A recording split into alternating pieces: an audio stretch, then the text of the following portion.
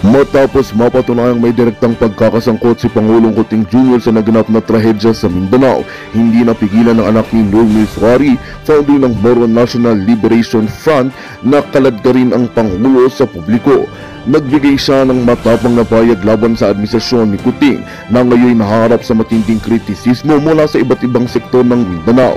Ayon sa anak ni Miswari, ang pagkabigo ng administrasyong Kuting na naagapan ang kaguluhan sa Mindanao ay malinaw na pagpapakita ng kapabayaan at kawalan ng malasakit sa mga mamamayan ng rehiyon. Dagdag pa rito, ipinunto niya na rin ang umano'y pakikipagsabwatan ng ilang opisyal ng pamahalaan, kabilang ang mga miyembro ng administrasyon Romualdez, na sa mga grupong nagdudulot ng karahasan sa lugar. Sa gitna ng tensyon, inamin ng Philippine National Police na hirap silang kontrolin ang sitwasyon dahil sa lumalakas na puwersa ng MNLF. Habang patuloy na uminit ang sitwasyon, nananawagan ng mga lider ng Mindanao ng agarang aksyon mula sa gobyerno upang pigilan ang posibleng paglala ng karahasan. Kasabay nito, hinimok ng mga lokal na opisyal ang Malacanang na makipagdialogo sa MNLF upang makahanap ng mapayapang solusyon. Sa kabila ng lumalaking tensyon, umaasa pa rin ang mga residente ng Mindanao na maibabalik ang kaayusan at katarungan sa kanilang rehiyon. At yan ang balitang ating pakakatutukan. Ngunit bago ang lahat, siguraduhin mag-subscribe at i-hit ang notification bell para sa patuloy ng pagtutok sa mga silap ng bagong balita sa tunay na boses ng masa.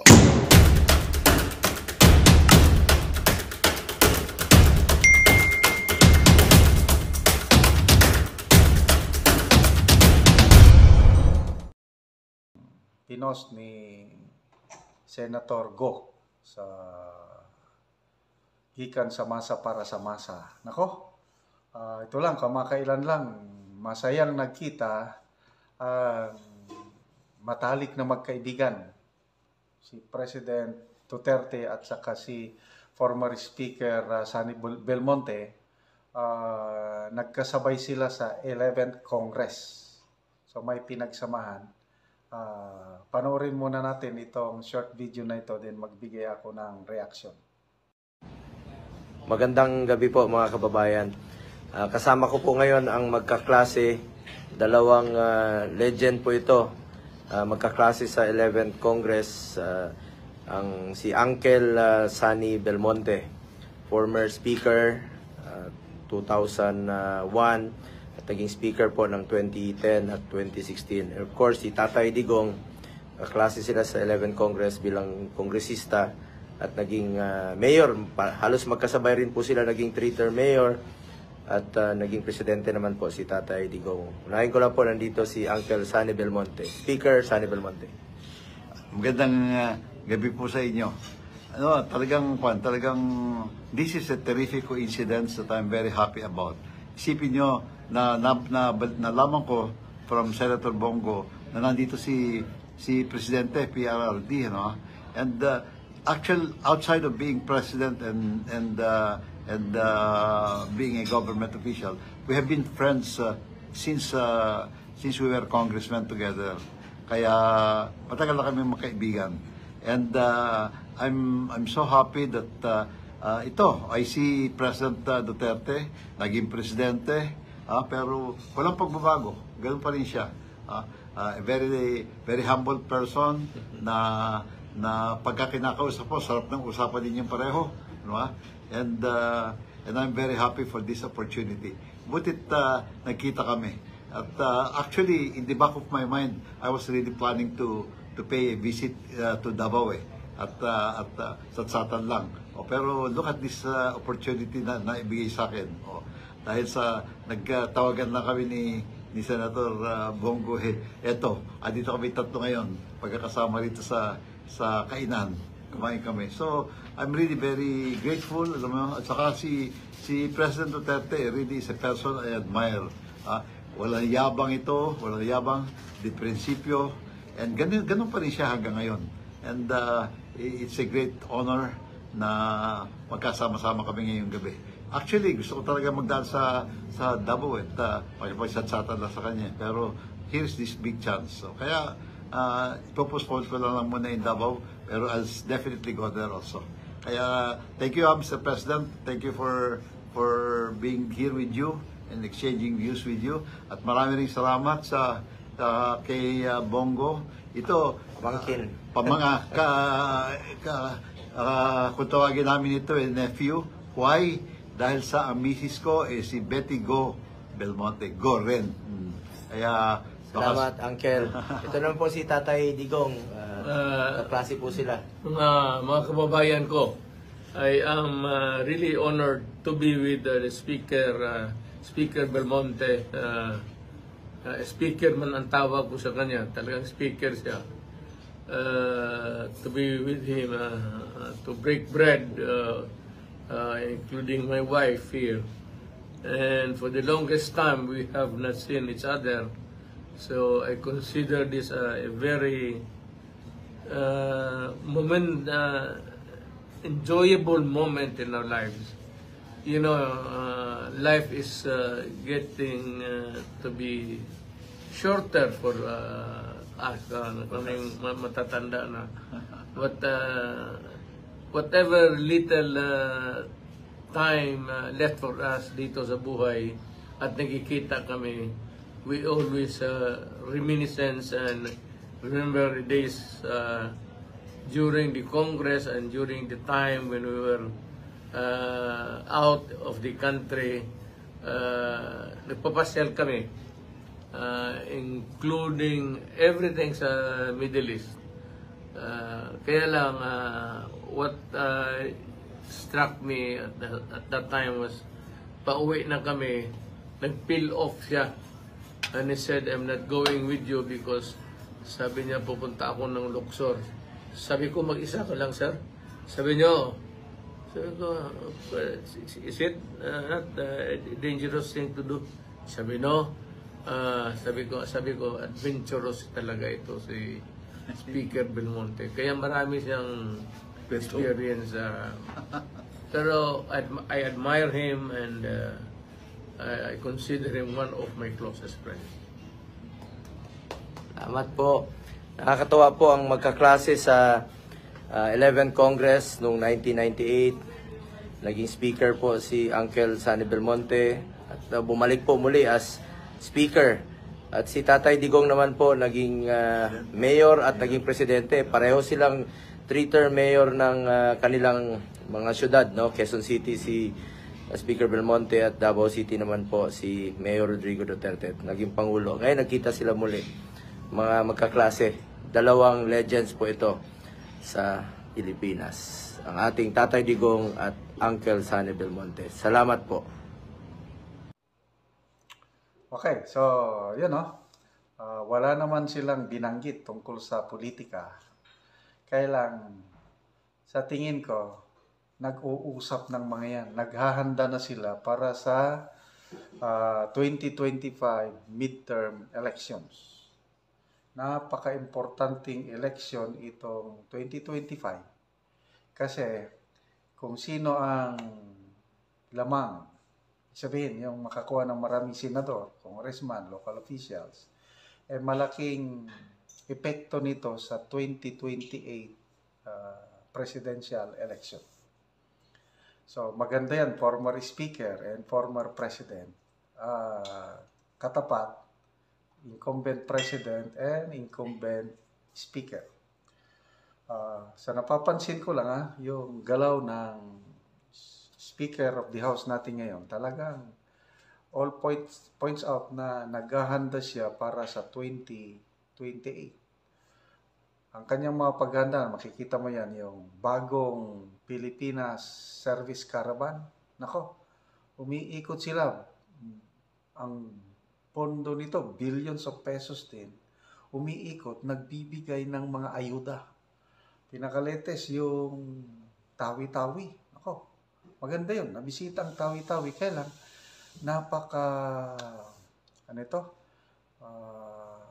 mind-blowing yung more than halos 100 congressmen ang nagbisita doon at nagbigay ng ayuda card. Ano yung card? Cash assistance and rice distribution. Okay? So, ayan,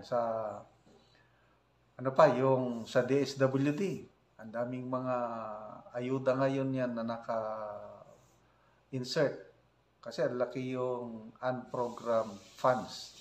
Itong 2024 budget natin, halos revelation ni Attorney Vic Rodriguez, halos 800 billion pesos ang Presidential Pork Barrel Funds, yun ang tawag ni Attorney Vic, na only the President can release those funds, 800 billion.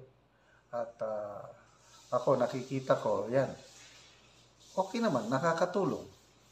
Kasi yung nabibigyan ng pera o bigas, mga mahirap, kailan ang masama nito is yung may political color na paghahanda.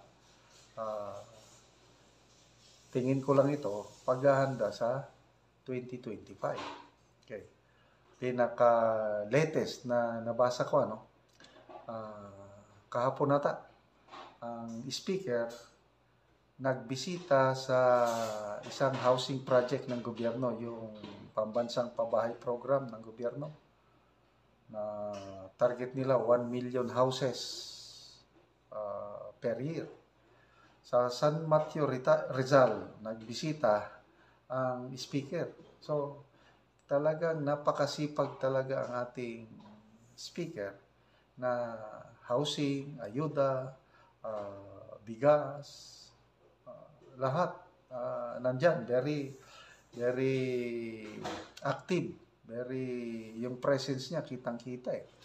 So, nabasa ko, pwede daw mag-allocate, they can save 10 billion pesos para subsidy sa housing program. Kasi maraming nahihirapan sa housing program ng administrasyon. Hindi naman libre yung housing program. I think 4,000 monthly ang hulog buwan-buwan. Eh yung mga nabibigyan ng pabahay na yun, mga tricycle drivers, nagtitinda sa palengke. May nabasa akong article na yung isang matanda na nagtitinda lang sa palengke, hirap na hirap sa paghulog ng 4,000 pesos a month, yung hulog niya sa pabahay program. So ito, pwede daw, sabi ng Speaker of the House, na may mahanap na pondo na 10 billion pesos para itulong subsidy yung paghuhulog, yung monthly installment. So, wow naman. Sige, maganda yan, nakakatulong. Kaya lang, sana, huwag gawing pamumulitika lang. Yung sincero sana tulong ba.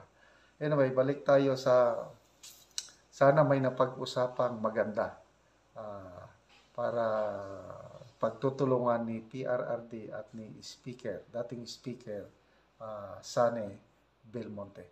The executive session yesterday, marami po ba kayong mahalagang information o mga documents na nakuha mula doon sa mga concerned government agencies na invited sa executive session? Actually, two parts yun, no? Una with yung intelligence agencies, and then pangalawa in-expand sa mga ibang enforcement agencies.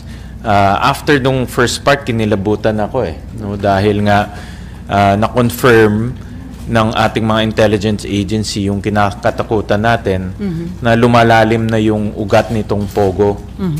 Malalim, ibig sabihin yung kanilang impluensya umaabot na sa mga politiko, umaabot na sa mga enforcement agencies tulad ng Kapulisan, Bureau of Immigration, at pangatlo, meron silang binanggit doon na pati yung mga local na criminal syndicates ay nakakasama na nila. No? Hindi ko ibibigay yung detalye dahil nga executive session, but in a nutshell, in broad strokes, yung kanilang galamay umaabot na ngayon kasama na yung mga lokal na criminal syndicates natin. At hindi malayo yun dahil hindi naman natin pwedeng alisin na meron din tayong mga local organized crime dito. Yung mga nagbebenta ng drugs, yung mga KFR, Kidnap for Ransom, at base sa kanila, nagkakaroon na ngayon ng interaction nitong dalawa.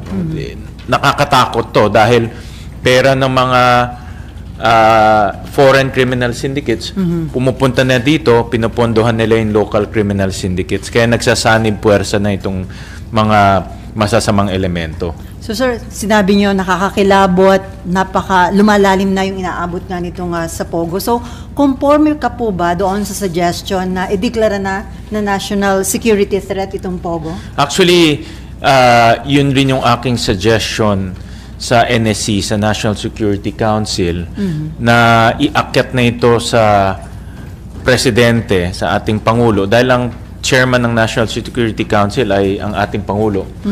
At i-elevate na ito into a national security threat dahil nga lumalawak yung kanilang galamay at magkaroon na ng resolution ang National Security Council na i-ban na itong Pogo na ito because of national security issues.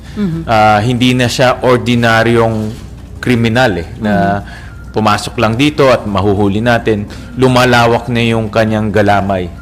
At ang kinakatakutan ko, baka umabot sa punto na hindi na natin makokontrol itong mga ito, sila na ang kokontrol sa gobyerno natin. No? Kasi may mga tao na silang binabayaran. Any commitment from the NSC na gagawan sila ng resolution, sir?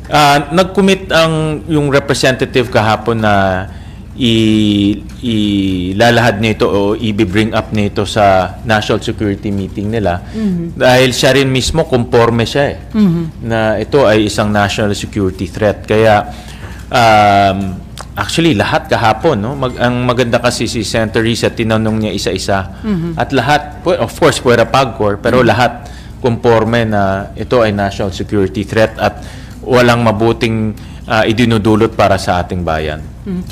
Pagdating naman po dun kay suspended Mayor Alice Guo, dun po ba sa mga information na nag-gather nyo yesterday, na-establish po ba yung kanyang connection dun sa ni-raid na Pogo Hub sa Banbantarlac? Again, no, without going into the details, pero lumalabas na mayroong konkretong ebidensya na may link siya sa mga criminal syndicates na nag-organize nitong Pogo sa Bamban. So, meron siyang link dito sa mga organized crime. At in fact, mayroon ding mga information na siya mismo gumagalaw para magkaroon ng connection sa iba't ibang mga ahensya. Again, hindi ko na madidetalye, pero base sa briefing namin kahapon sa executive session, siya mismo may active participation na mabuo yung kanyang connection sa iba't ibang ahensya. So mahihirapan ba si Mayor Go sa sinasabi niya na patutunayan niya na inosente siya at lilinisin niya yung kanyang pangalan on this matter? Karapatan niya yun, na patunayan na inosente siya. Pero para sa akin, malinaw kasi yung mga dokumento, Sally. Yung letter of no objection, nakapangalan sa kanya. Yung application ng Hong Sheng, nakapangalan sa kanya. Yung building permit, siya ang applicant. Lahat ng mga iba't ibang permit, siya yung applicant. Yung Baofulan, siya yung may-ari. So, lahat ng dokumento nakaturo sa kanya. No?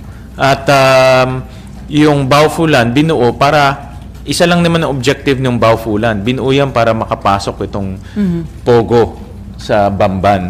At siya yung presidente nitong korporasyon na ito. Kaya, lahat ng dokumento itinuturo na meron siyang active participation para mabuo itong Pogo. Bigyan ko kayo ng halimbawa, linabas doon sa hearing yung application sa PLDT for internet. Yung application na yon, siya ang nakapangalan doon. So ibig sabihin, itong internet kasi mag-a-apply ka para sa Pogo No, hindi to nakita ko yung bill 120,000 per month kasi nga high capacity line, tawag nila lease line. Hindi to yung pangbahay na application, ito yung application niya para sa Pogo facility. So ang punto ko doon, meron siyang active participation para mabuo yung Pogo. Hindi lang siya representative, kundi active siya nag-apply sa PLDT para mabuo yung POGO. So hindi natin matatanggal yung ebidensyang yun.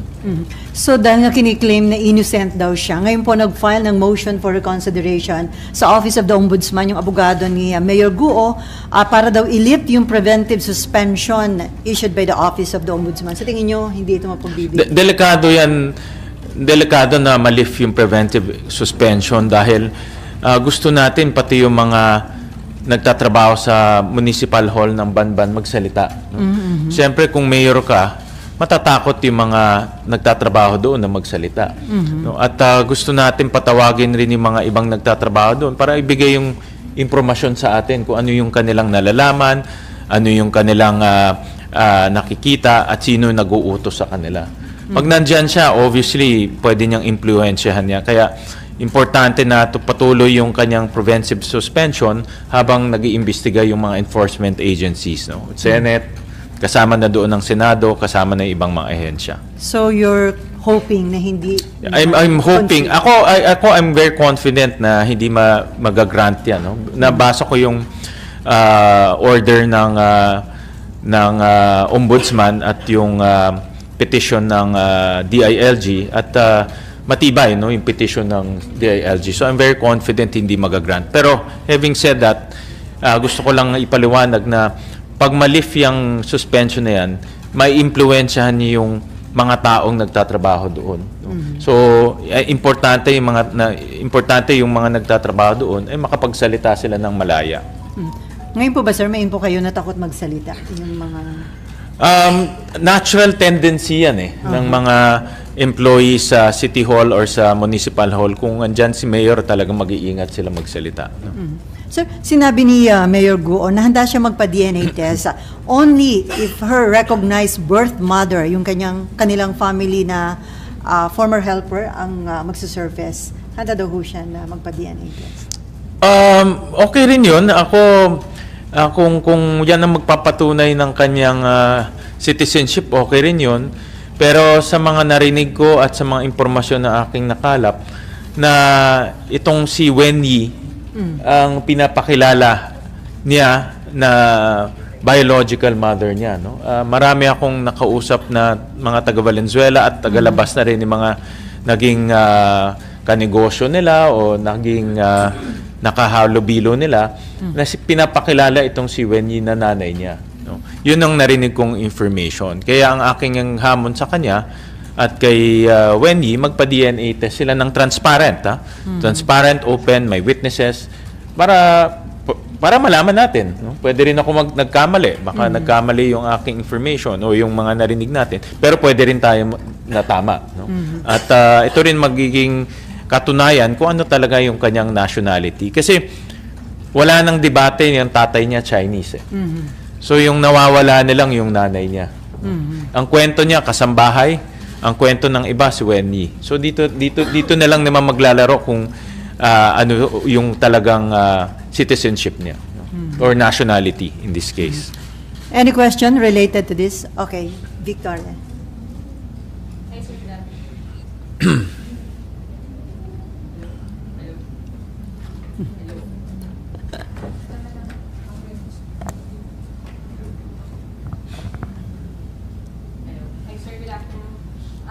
Sir, sabi po ng abogado ni Mayor Go, si Atty. Stephen David, dapat passport ang sinisingit, hindi si Mayor. Kasi may tao sila yung passport doon sa 24/7. sila yung regulator, and they maintain na kompleto at legal yung documents ng Hong Sheng at ng Zoo.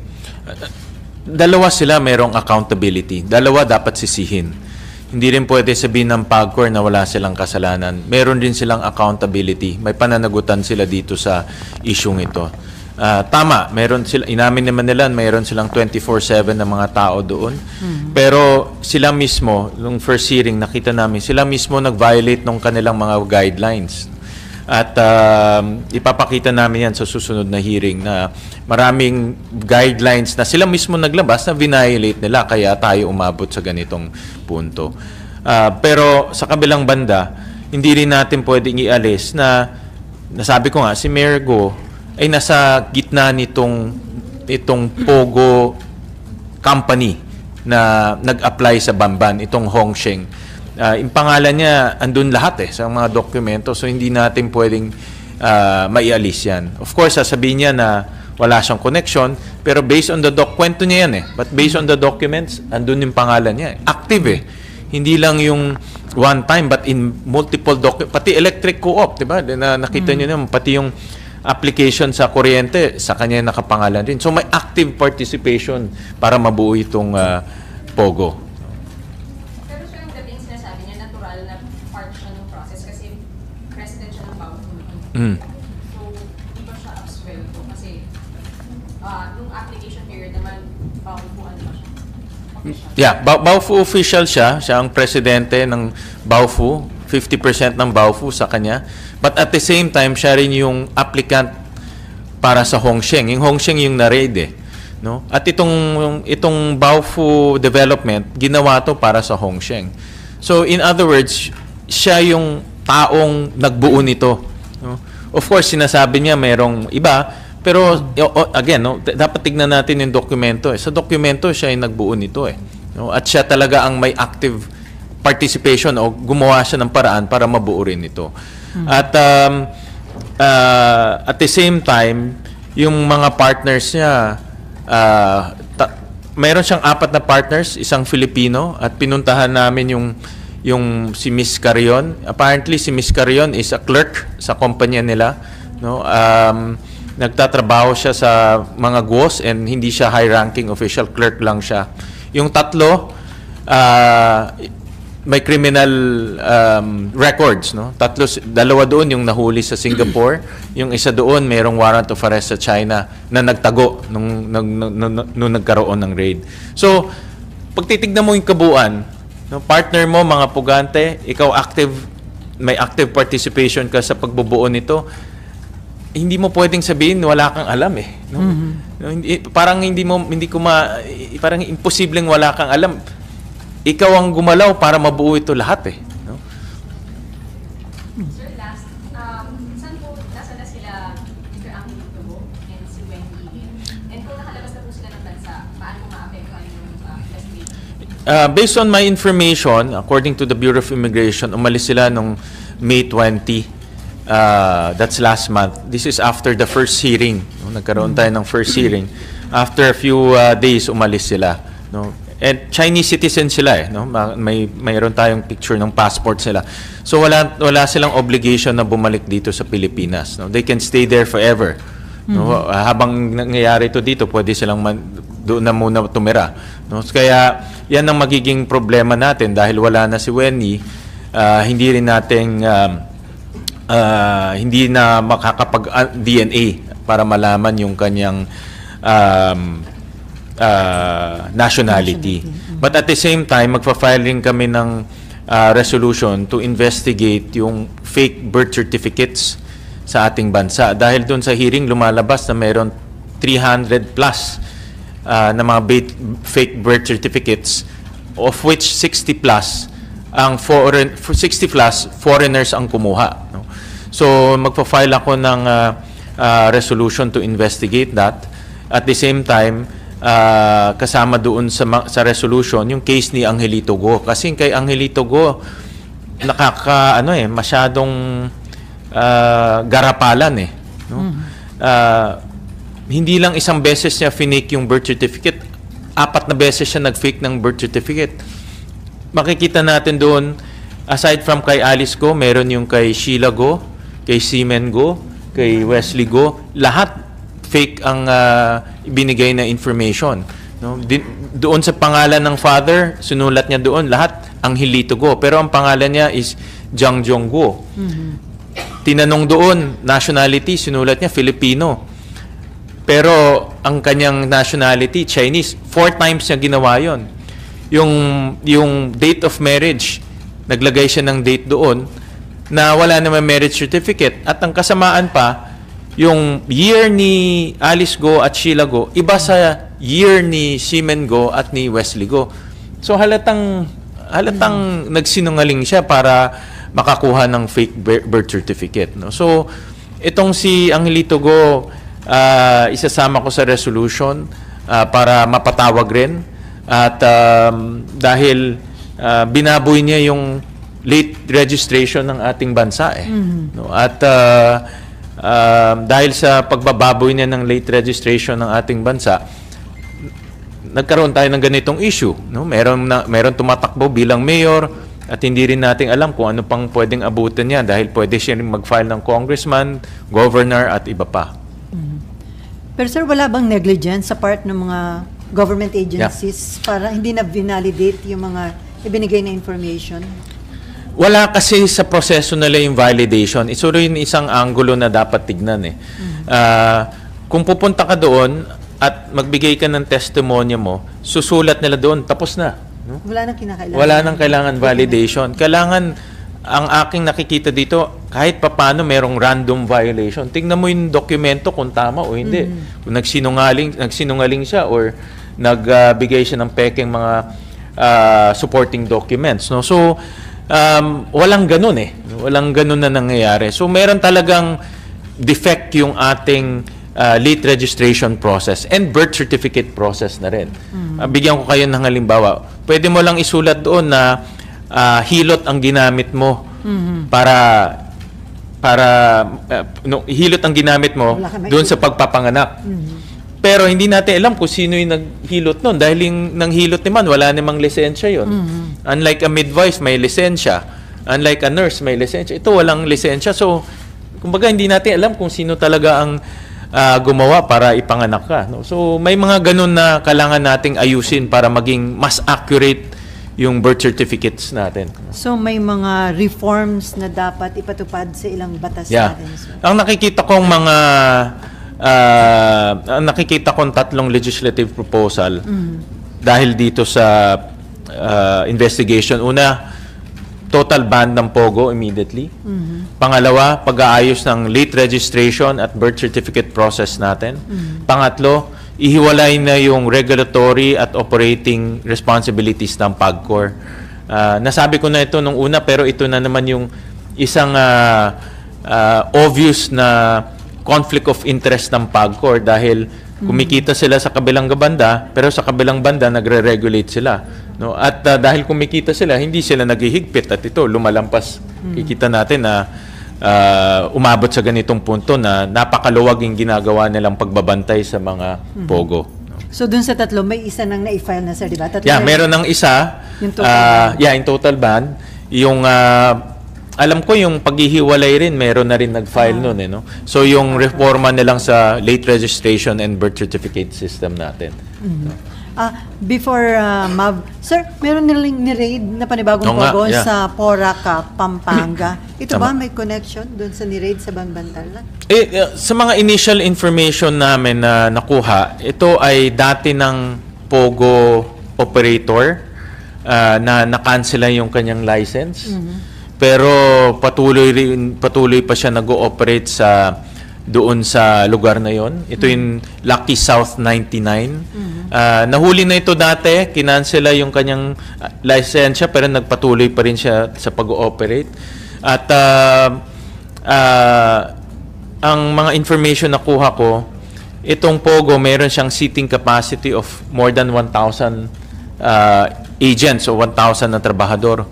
Pero nahuli lang 140 plus because apparently nung nag-file ng search warrant ang PAOK, meron nag-tip dito sa mga operator. So, ang kutob ko dito, hindi lang enforcement agency, pati judiciary, meron na silang mga tao. Dahil kung mapapansin natin, itong mga last few warrant of arrest na nangyari, puro sa Bulacan courts eh. No? So, siguro alam nila na dito na naman pupunta, nagkaroon na sila ng mga mata at tenga doon sa korte at nalaman na nila. No? So, again, marunong rin gumalaw itong mga ito para magkaroon ng mga galamay. At ito yung isang ebidensya na meron na silang mga tao sa mga lugar na magbibigay ng tips sa kanila. Okay, Mav. Yes, sir. Sir, dun po sa executive session, nagkaroon po ba ng linaw kung saan nanggaling yung malaking pera ni Mayor Alice ko, given na yung source of income nga po ay sasabihin? Napakaganda yan, Mav. Dito ako na didismaya sa AMLAC, no, sa Anti-Money Laundering Council dahil wala silang sagot kahapon. At in fact, I expressed my disappointment to the AMLAC dahil trabaho nila mahanap itong source ng money laundering eh. Trabaho rin nila na malaman sino itong money launderers. Trabaho nila malaman kung paano nakapasok dito, sino nakatanggap at sino nagbayad. Ngayon parang bula eh. No? Hindi mahanap yung contractor, hindi mahanap kung anong bangko ang ginamit, hindi mahanap kung sino tumanggap ng pera. Kasi yung pera dadating dito, dapat may tatanggap para magbayad. Hindi nila alam rin yun. At ang sagot sa amin kahapon, pending pa yung investigation. Pero nangyari na ito eh. Itong Baufulan was constructed in 2019. No? 2024 na ngayon, yung perang 6.1 billion, tuloy-tuloy na pumapasok dito yan. Pero hindi nila na-detect. No? Kaya I'm quite disappointed with AMLAC na hindi nila na-detect. At even kahapon, wala silang sagot. That's why, nasabi nga ni Chairperson Risa Hontiveros na magkakaroon kami ng special session with AMLAC. Kasi nga, wala silang sagot sa amin kahapon. At ito, we need to focus because nag-expand na naman yung criminal activities nitong POGO into money laundering. Kung makikita natin yung trend, dati human trafficking, tapos nagkaroon ng mga yung prostitution. Ngayon, meron ng element of money laundering. No? So, dapat mapag-aralan natin mabuti yan at kung saan ba yung butas na dapat nating takpan para hindi pumasok dito yung mga illegal na pera. Digital trace is because it was hand carry yung pera? Actually, naisip ko rin yung MAV eh. Pero inisip ko, paano mo i-hand carry 6.1 billion pesos? No? So, but again, no, everything is possible, sabi nga nila. Kasi like for example, bigyan kita ng halimbawa, 2 linggo na namin hinahanap yung contractor ng nagpagawa nung Banban Pogo Hub. Hindi namin mahanap talaga. No? Hindi namin alam kung sino nagdala ng heavy equipment doon, sino nagpatayo ng building, sino nagdala ng crane. Hindi namin mahanap talaga. Kasi gusto ko mahanap siya dahil malalaman mo ngayon kung sino nakatanggap ng pera. Kasi siya yung tatanggap eh. At matitrace natin ngayon kung sino yung mga personalidad na yun. Pero walang mahanap. No, itong sindikato na ito, napakagaling. No, napakagaling nila. Naitago nila sa mga otoridad yung pagdala nitong pera. No? So, kaya kahapon na we were very disappointed and humingi sila ng isa pang session para mapakita nila sa amin yung kanilang investigation. Last na lang, sir. Sir, yung pong contractor, was it a dummy company or hindi lang mahal yung address nila? For now, it's a dummy company. No? Dummy in a sense na wala siyang opisina, pumunta kami doon. Wala siyang pickup license. Bago ka maging contractor, dapat may tinatawag yung pickup, no? Yung lisensya. Wala siyang ganun. So, in that sense, dummy company siya. Pero, meron kaming leads dahil nung sa RID, may nakuhang mga IDs yung PAOK, no? At yung pangalan ng construction company, Howley Builders and Construction Company. No? Yun yung nakitang ID. Nung pumunta kami sa Binondo, dahil doon yung registered address, walang ganun na opisina. No? So, can we say, sabi mo nga disappointed ka sa Anti-Money Laundering Council, can we say they failed to perform their mandate? They totally failed to perform their mandate, in my opinion. Dapat 2019 pa lang, nung nangyayari na ito, nadidetect na nila eh. No? At ngayon 2024, dapat meron na silang report. No? Meron silang, again, no, it's executive session, so I couldn't divulge so much. Pero meron silang mga personalities sinabi kung saan posibleng nagdala yung pera. No? Pero antayin nilang namin yung formal report nila sa Senado. No?